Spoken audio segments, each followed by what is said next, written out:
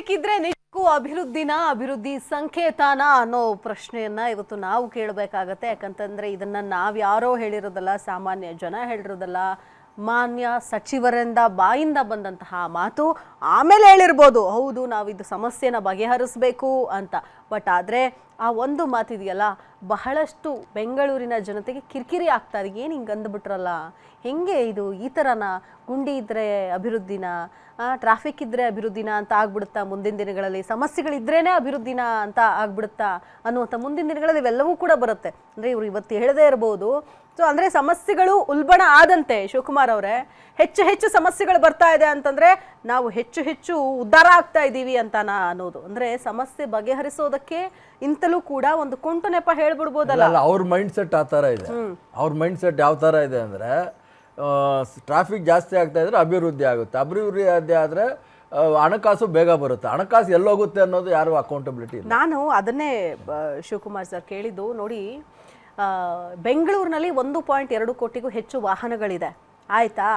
ಕಳೆದ ಕೇವಲ ಒಂದು 82 ಲಕ್ಷ ದ್ವಿಚಕ್ರ ವಾಹನಗಳಿದೆ, 25 ಲಕ್ಷ ಕಾರುಗಳು ರಸ್ತೆಗಳಿದೆ. ಈಗ ಸದ್ಯಕ್ಕೆ ಕಳೆದ ವರ್ಷ ನಗರದಲ್ಲಿ 7 ಲಕ್ಷಕ್ಕೂ ಹೆಚ್ಚು ಹೊಸ ವಾಹನಗಳು ಸೇರ್ಪಡೆಯಾಗಿದೆ. 2025 ಆಗಸ್ಟ್ ಒಂದೇ ತಿಂಗಳಲ್ಲಿ 58,913 ಹೊಸ ವಾಹನಗಳ ನೋಂದಣಿಯಾಗಿದೆ. ಇದೆಲ್ಲದಕ್ಕೂ ಕೂಡ ದುಡ್ಡನ್ನ, ತೆರಿಗೆನ ಕಟ್ತಾ ಇರ್ತಾನೆ, ಫಸ್ಟೇ ವಸೂಲಿ ಮಾಡ್ಕೋತಾ ಇರ್ತಾನೆ, ಆಯ್ತಾ?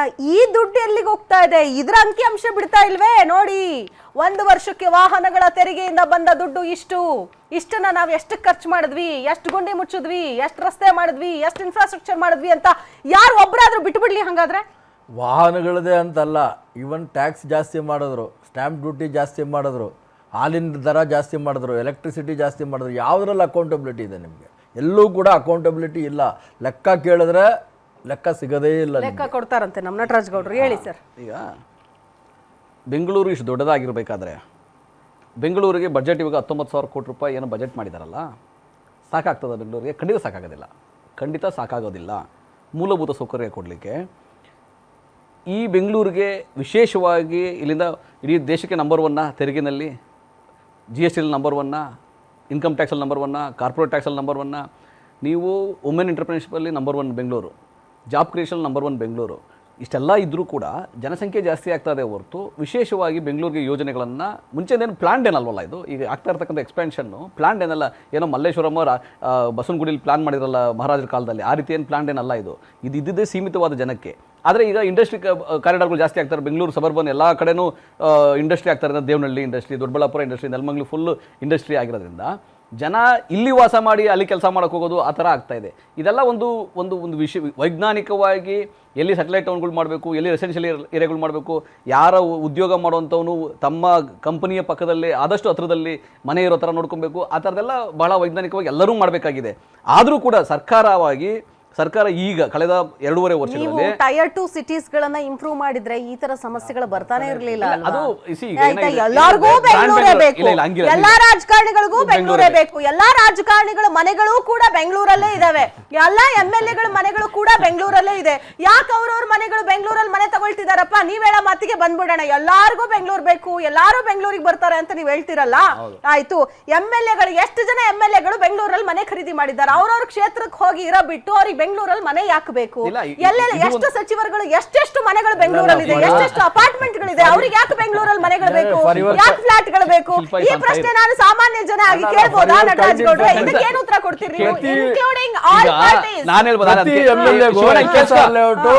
ಡಾಲರ್ಸ್ ಕಾಲೋನಿ ಎಲ್ಲ ಕಡೆನೂ ಕೂಡ ಅವ್ರ ಮನೆಗಳು ಊರುಗಳಲ್ಲಿ ಇದ್ರು ಕೂಡ ಇಲ್ಲಿ ಅವ್ರವ್ರಿಗೆ ಈ ಡಿಬೇಟ್ ಅಲ್ಲಿ ಶಿಲ್ಪ ಇಸ್ ಆನ್ ಫೈರ್. ನಾನು ಹೇಳಿದ್ ಕರೆಕ್ಟ್ ಆಗಿದೆಯಾ? ನಾವು ಜನ ಕೇಳ್ಬೇಕಲ್ವಾ? ಜನ ನಮ್ಮನ್ ಮಾತ್ರ ನೀವು ಬೆಂಗಳೂರಿಗೆ ಬರ್ತೀರಾ ಅಂತ ಕೇಳ್ತಿರಲ್ಲ. ನೀವ್ ಯಾಕೆ ಗೂಟ ಹೊಡ್ಕೊಂಡು ಬೆಂಗಳೂರಲ್ಲಿ ಇದೀರಿ? ಎಲ್ಲಾ ಮಿನಿಸ್ಟ್ರಿಗಳು, ಸಚಿವರುಗಳು ಬಿಡಿ, ಕೆಲಸ ಇರ್ತವೆ ಬರುತ್ತೆ, ಬಟ್ ಆಮೇಲೆ ಆ ಕ್ಷೇತ್ರಕ್ಕೆ ಹೋಗ್ಬೇಕು, ಅಭಿವೃದ್ಧಿ ಮಾಡ್ಬೇಕು. ಎಷ್ಟು ಜನ ಕ್ಷೇತ್ರಕ್ಕೆ ಹೋಗಿ ಅಭಿವೃದ್ಧಿ ಮಾಡ್ತಾರೆ? ಎಷ್ಟು ಜನ MLA ಗಳು ವಾಪಸ್ ಹೋಗಿ ಅವ್ರವ್ರ ಕ್ಷೇತ್ರಗಳಲ್ಲಿ ಸಚಿವರ ಜೊತೆಗಿರೋರು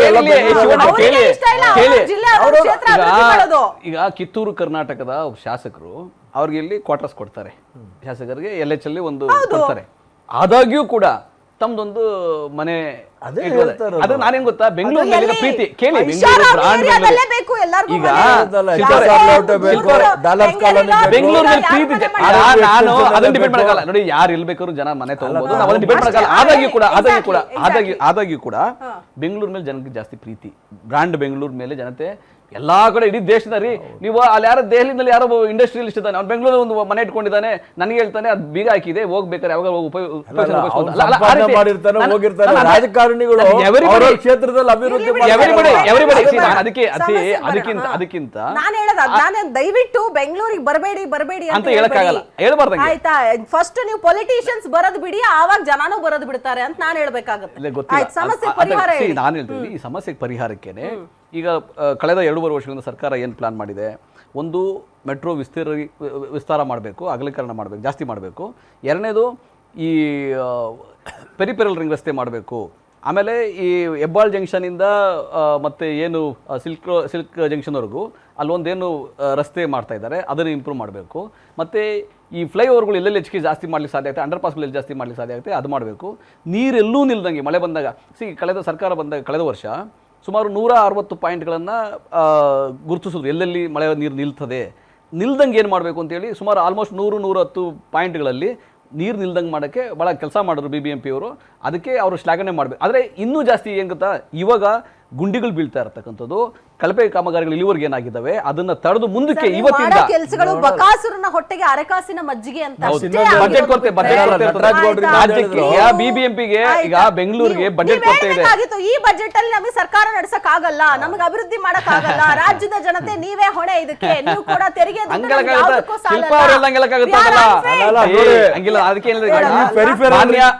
ಮಾನ್ಯ ಉಪಮುಖ್ಯಮಂತ್ರಿಗಳು ಬೆಂಗಳೂರು ಉಸ್ತುವಾರಿ ಸಚಿವರು ಆಗಿರೋದ್ರಿಂದ ಅವರು ಕೇಂದ್ರ ಸರ್ಕಾರಕ್ಕೂ ಕೂಡ ಪತ್ರಗಳನ್ನು ಬರೆದು ಭೇಟಿ ಮಾಡಿ, ಪ್ರಧಾನಮಂತ್ರಿಗಳನ್ನೇ ಭೇಟಿ ಮಾಡಿ ಬೆಂಗಳೂರಿಗೆ ಈ ರೀತಿಯಾಗಿ ವಿಶೇಷ ಅನುದಾನಗಳು ಬೇಕಿದೆ. ಯಾಕಂದ್ರೆ ಇಲ್ಲಿ ನಾವು ಈಗ ಟನಲ್ ರೋಡ್, ಈಗ ನೀವು ನೋಡಿ ಲಂಡನ್ ನೋಡಿದಿರಿ. ಒಂದ್ ನಿಮಿಷ ಇರ್ರಿ. ಲಂಡನ್ನಲ್ಲಿ ಇದೆಯಲ್ಲ ಏನು ರೈಲ್ ಇದೆಯಲ್ಲ, ಯಾವಾಗ ಆಗಿದ್ದದು 150 ವರ್ಷ